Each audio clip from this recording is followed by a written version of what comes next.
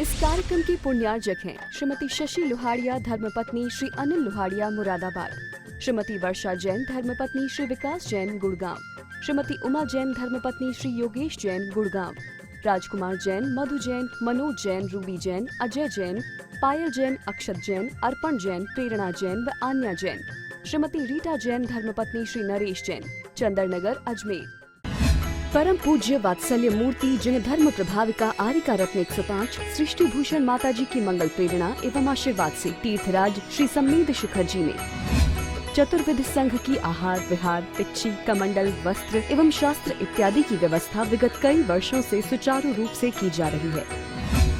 इस पुनीत कार्य से जुड़कर आप भी घर बैठे धर्म लाभ उठा सकते हैं। सामान्य सदस्यता 21,000 रूपए मात्र, सदस्यता 10 वर्ष के लिए 11,000 रूपए मात्र, एक दिन की आहार व्यवस्था 2100 रूपए मात्र।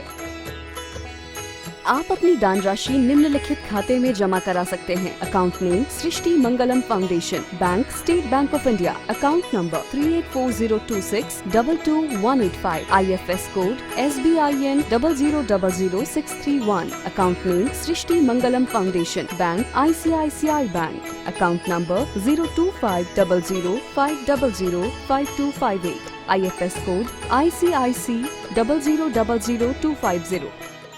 बोले उत्तम ब्रह्मचर्य धर्म के आज उत्तम ब्रह्मचर्य का दिन है और उत्तम ब्रह्मचर्य का पालन वास्तव में महाव्रती कर सकते हैं, क्योंकि लेकिन फिर भी श्रावक की भूमिका में रहते हुए कहे ब्रह्मचर्य का मतलब हर कोई साधु नहीं बन सकता है।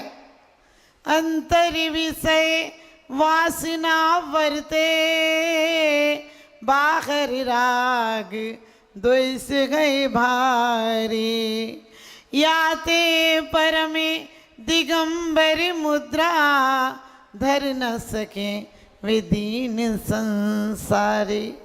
उन्हें कायर कह दिया, लेकिन फिर भी सम्यक दृष्टि जीव कायर रहते हुए भी कह दिया निज वनिता विन सकल नारी सो रहे विरक्ता। पत्नी धर्म है, ग्रस्त आश्रम है, क्योंकि धर्म करत संसार सुख, धर्म करत निर्वाण और धर्म पंथ साधे बिना नर त्रियंच समान। कह दिया ग्रस्त अपनी पत्नी के साथ भी, क्यों? क्योंकि ऋषिगण हिंदू पुराण में आया है कि ऋषिगण पहले आशीर्वाद देते थे तुम्हारे 10 पुत्र हो और 11वां पुत्र तुम्हारा पति हो। आपने सोचा है इतना क्या विचार था इसमें कि तुम्हारे कुल की वृद्धि भी हो, लेकिन अंत में जाकर तुम्हारी धर्म की वृद्धि हो। एक दिन तुम्हारा राग इतना पवित्र प्रेम बन जाए, प्रार्थना और साधना बन जाए कि तुम्हें पति भी प्रेम तो हो, प्रेम तो ज्यादा हो, लेकिन इतना पवित्र प्रेम हो कि उसके उत्थान का तुम्हें ख्याल आए। रानी चेलना एक दिन रोने लगी और कहते हैं राजा श्रेणिक ने पूछा तुझे क्या हुआ, पीहर से कोई अशुभ समाचार आया? उसने कहा श्री जी की कृपा है, सब कुशल है। उसने कहा तेरी किसी ने अवज्ञा की? कहने लगी मगध सम्राट की पटरानी हूं, भला किसकी औकात की मेरी तरफ टेढ़ी निगाह भी देख ले। उन्होंने कहा क्या तू बीमार है? उन्होंने कहा आपकी कृपा है, जरा सी बीमारी पर वैद्यों का तांता लग जाता है, लाइन लग जाती है, सब कुशल है। तो उसने कहा फिर तेरी आंख में आंसू क्यों है, आज तो मुख मलिन क्यों है? उसने कहा कि आज जिसे पति मानती हूँ उसकी भविष्य की गति देखकर मैं दुखी हूँ। विधवा तो एक दिन रो लेती है, लेकिन सती तो तिल तिल कर जलती है कि उसके पति की आगामी गति क्या होगी। इसलिए कहा है, लोग कहते हैं, हम पूजा में पढ़ते हैं कि पत्नी तो औरत का कोई स्थान नहीं है। मैं कहती हूँ औरत यदि अकेली पत्नी है तो कटी पतंग की तरह कहीं भी गिरोगे, और यदि धर्म पत्नी है तो फिर पतंग को गिरते हुए भी बचा लेगी। जैसे रानी चेलना ने 7 में नरक जाने वाले को पुरुषार्थ किया और तीर्थंकर बनने में कारण बन गई। उसे धर्मात्मा बना दिया। सती सीता जंगल में रहकर भी बियावान जंगल में अकेली छोड़ दी। लोग कहते हैं कि मर्यादा पुरुषोत्तम राम थे। मैंने कही मर्यादा तो सीता ने रखी। जब जब मर्यादा की जरूरत पड़ी तो औरत को आदमी दांव पर लगा देता है। जब परेशानी आती है तो औरत को दांव में लगा देता है, क्योंकि कहते हैं जरूरत पड़ी तो राग आ गया तो रावण हर कर ले गया। और सती थी, कितने दिन भोजन नहीं किया उसने, उनके वियोग में कोई प्रलोभनों में नहीं आई। उसके बाद भी रामचंद्र जी ने लोकापवाद की वजह से प्राण प्यारी कहने वाले, जान से ज्यादा चाहने वाली सीता को छुड़वा दिया जंगल में, और सिर्फ अपनी मर्यादा, अपनी प्रतिष्ठा के लिए।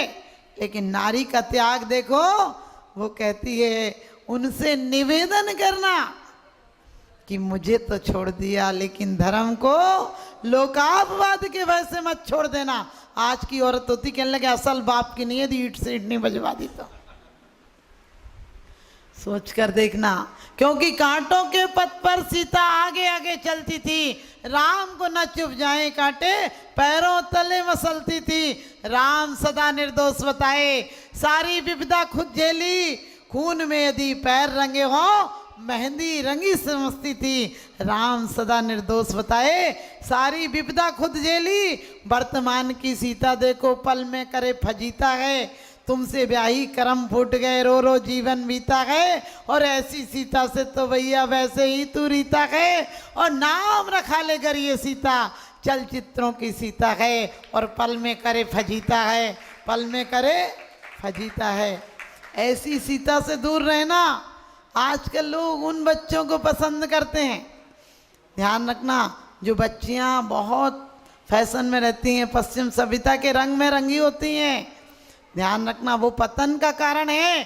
क्योंकि पहले हमारे यहाँ नारी का इतना सम्मान था।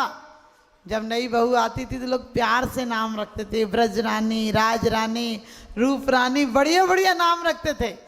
और नहीं तो गांव वाली के नाम से बुलाते थे, फलाने गांव वाली को बुला लेना, यानी उसके पियर का नाम लिया जाता है। लोग कहते हैं कि बेटियों का क्या अस्तित्व है। मैंने कहा बेटा से बेटी भली, जो कुलवंती होए, और नाम कमावे माई बाप को देश बढ़ाई हो।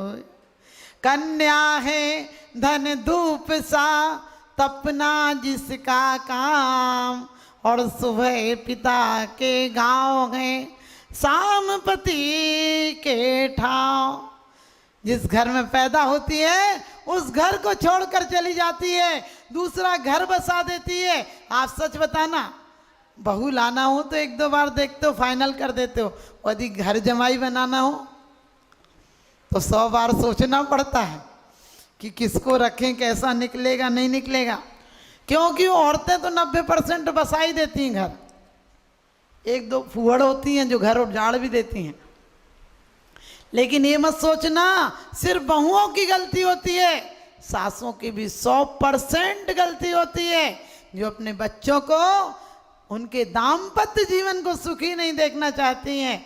हुकूमत और हिटलर पंथी हमेशा कहती हूँ, यदि जीवन को, बुढ़ापे को सुखी रखना है तो अपनी बहुओं को जवानी में परेशान मत करना, वरना तुम्हारा सारा सांसपना निकाल देगी, तुम्हारा सांस लेना हराम कर देगी बुढ़ापे में। तुम ज्यादा तौर तरीके मत सिखाना। अपने बेटे से भी कहना कि बेटा कुछ गलती हो गई तो प्यार से बोलो। हमेशा यदि बुढ़ापे को सुखी बनाना है तो बहुओं का पक्ष लेना, बेटे को भले डांट देना। क्यों? क्योंकि वास्तव में प्यार दोगे तो प्यार मिलेगा। हम लोग शुरू में कहते हैं अरे मैं अपनी चाबी कैसे दे दूं? अरे चाबी क्या, तुम्हारी बहू है, अभी जवानी में उसे पहनने दो, खाने दो, प्यार से रहने दो। तो ध्यान रखना, कहीं कहीं आपको कहा है बेटा से बेटी भली, जो कुलवंती होए। जो इज्जत सीता ने दिला दी वो सीता के भाई नहीं दिला पाए। जो द्रौपदी ने इज्जत द्रौपद को दिला दी वो भाई नहीं दिला पाए। जो मैना सुंदरी ने, अंजना ने अपने बाप को इज्जत दिला दी, अपने पति को इज्जत दिला दी, वो नहीं दिला पाई। लेकिन हमारे आचार्यों ने, कवियों ने पूजा में लिखा है, संसार में विष बेली नारी तज गए योगी सरा।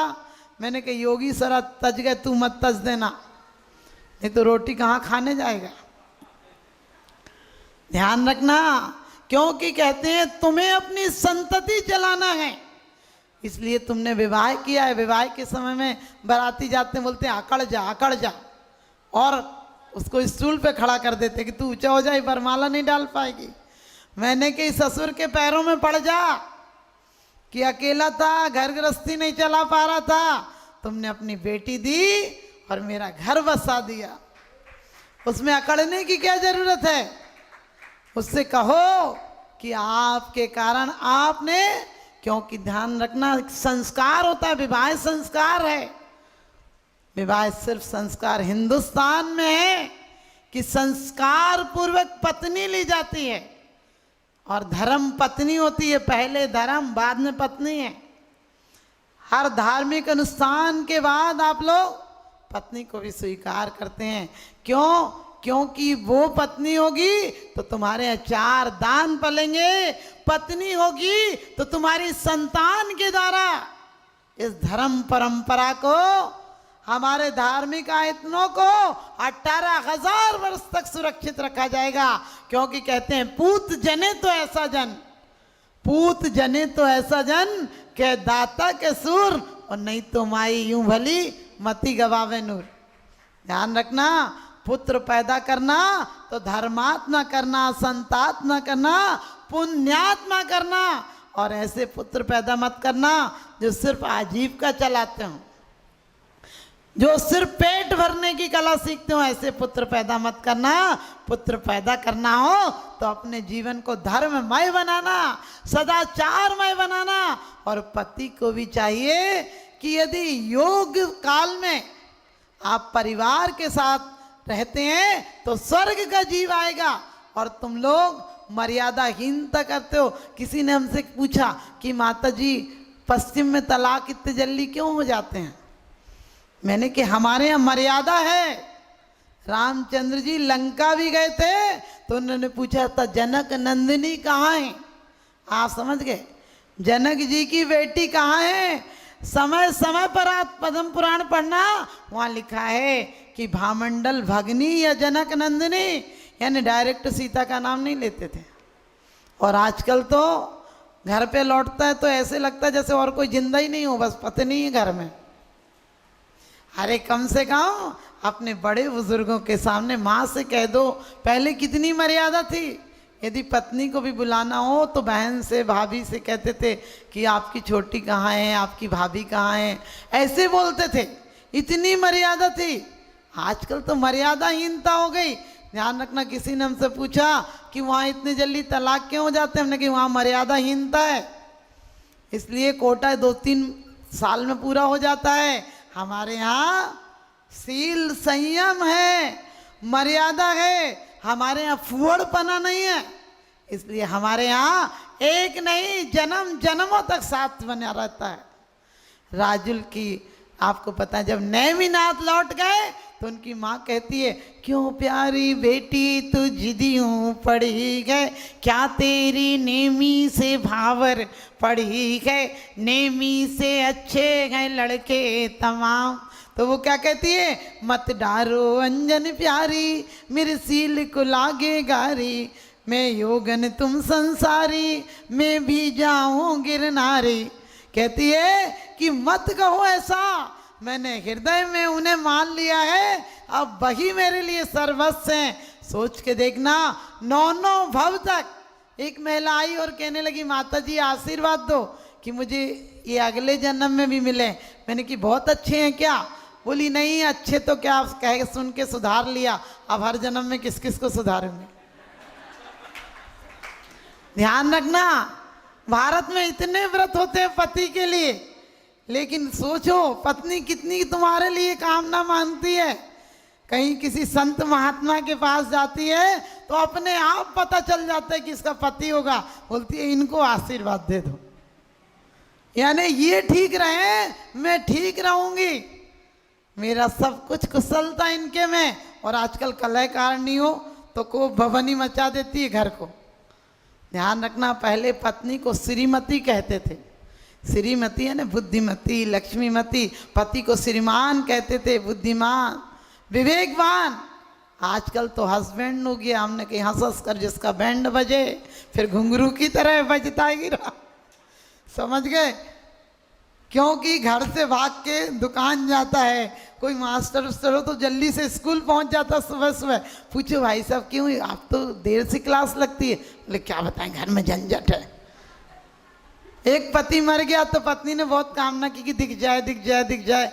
एक दिन कपोल कल्पना है, पति दिख गया तो पत्नी बोली और ठीक हो? बोले बिल्कुल ठीक हूँ। बोले कुछ बताओ? बोले मजे में हूँ, बहुत आनंद में हूँ। तो पत्नी बोली कि आप स्वर्ग में है ना?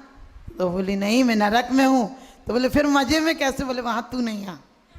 इस कार्यक्रम के पुण्यार्जक हैं श्री चंद्र कुमार जी जैन, श्रीमती बीना जैन, पुत्र श्री अंकित कुमार जैन, श्रीमती अंशिका जैन, अविका जिनय जैन, सिकंदरा राजस्थान, श्री प्रवीण जैन, श्रीमती मीना जैन, श्री नवीन जैन, श्रीमती प्रेरणा जैन, श्रीमती मधुर बंसल, श्री सुबोध बंसल, श्रीमती निशा जैन, श्री अरुण जैन, डॉक्टर सपना जैन, श्री आलोक जैन, श्री दिनेश जैन, श्रीमती सुनीता जैन, कादम्बरी अपार्टमेंट सेक्टर 9 रोहिणी दिल्ली, श्री देवेंद्र कुमार जैन, श्री राजकुमार जैन, श्री अंकुर जैन कोयले वाले पलवल हरियाणा, डॉक्टर श्री चंपकलाल छोटालाल कोटड़िया, श्रीमती मंजुला बेन, श्री पखिल कोटड़िया, सोला रोड अहमदाबाद गुजरात। स्वर्गीय श्री मौजीराम जी जैन की पुण्य स्मृति में श्रीमती ममता जैन एवं पुत्र श्री कैलाश जैन, श्रीमती अनीता जैन सपरिवार, रजा खेड़ी वाले बाथ वर्ल्ड पीतमपुरा दिल्ली। परम पूज्य वात्सल्य मूर्ति जिन्हें धर्म प्रभाविका आरिका रत्न 105 सृष्टि भूषण माता जी की मंगल प्रेरणा एवं आशीर्वाद से तीर्थराज श्री सम्मेद शिखर जी में चतुर्विध संघ की आहार विहार पिच्छी कमंडल वस्त्र एवं शास्त्र इत्यादि की व्यवस्था विगत कई वर्षों से सुचारू रूप से की जा रही है। इस पुनीत कार्य से जुड़कर आप भी घर बैठे धर्म लाभ उठा सकते हैं। सामान्य सदस्यता 21,000 रूपए मात्र, सदस्यता 10 वर्ष के लिए 11,000 रूपए मात्र, एक दिन की आहार व्यवस्था 2100 रूपए मात्र। आप अपनी दान राशि निम्नलिखित खाते में जमा करा सकते हैं। Account name Srishti Mangalam foundation, bank state bank of India, account number 384026222185, IFS code SBIN 0000631, account name Srishti Mangalam foundation, bank ICICI bank, account number 0250050055258, IFS code ICIC 0000250,